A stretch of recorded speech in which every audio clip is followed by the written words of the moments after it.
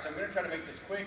I have a knack for talking a little too much, but I want to give you guys some tweaks and a progression for a single leg squat off of a bench. Now, what you may see with some folks is they're working an exercise that kind of looks like a modified pistol, like this single leg squat to a bench, and that's an excellent progression. Basically what you want to do is you want to start with a higher bench or build it up with some plates, some risers, and then work on that single leg squat to that bench and then back up. Now, your next progression after that, you would go to an elevated position and then come down off the bench, tap, and come back up. From there, you'd be able to then obviously increase the distance, or you'd be able to take it to the floor and do a pistol. But there's a few little tweaks that I want to talk through very quickly.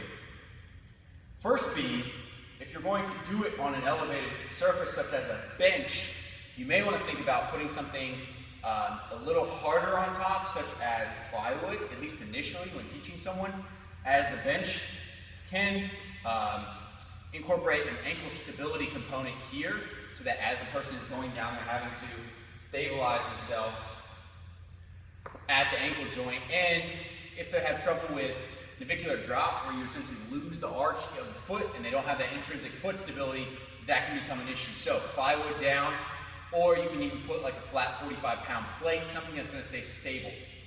Second tweak is you want to make sure you give somebody a counterbalance.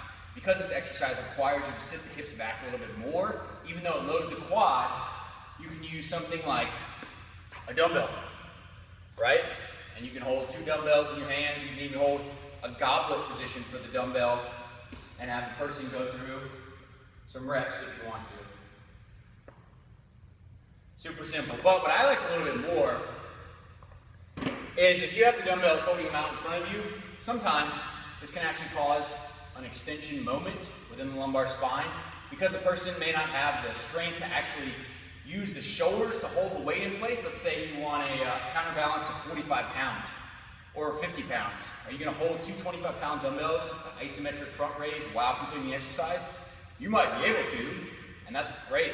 But what I like to do is, if you're going to use a plate, to actually start with it at your chest initially, and then as you're descending into the rep, you can actually reach out just a little bit forward with the plate and then push back up. So you're actually increasing the counterbalance just a little bit as you go down, which is then going to offset the hips moving slightly back, especially if you have longer femurs.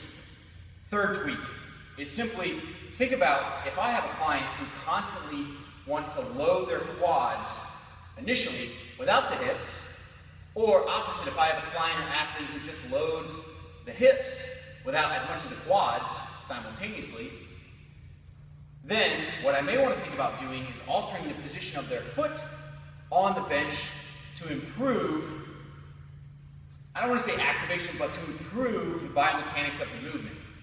Here's what I mean. I've talked about this before in another video, talking about single leg stance and your mind to muscle connection within the foot, where you're actually pushing through the foot, heel versus ball of the foot, and that tripod phenomenon within the foot. If you're interested, I'll link it below. But if you're taking it to a bench, what you may want to think about doing, as long as it's safe and the person has the requisite stability, then you may want to think about actually pushing the toes off in order to load the heel a bit more if they need to sit back into the glute and load the hamstrings, or if you want to take them and turn sideways, taking a little bit of the heel off the bench in order to allow them to load the forefoot more. Now, this is going to have some liability attached to it. Obviously, if you're training someone and they fall, this could be a very big liability issue. So use that with, or take that advice with a grain of salt and consider the client first and kind of where they're at in terms of mobility and stability standpoint. But use those 3 tweaks. The next time you use this exercise, make sure you go through the appropriate progressions.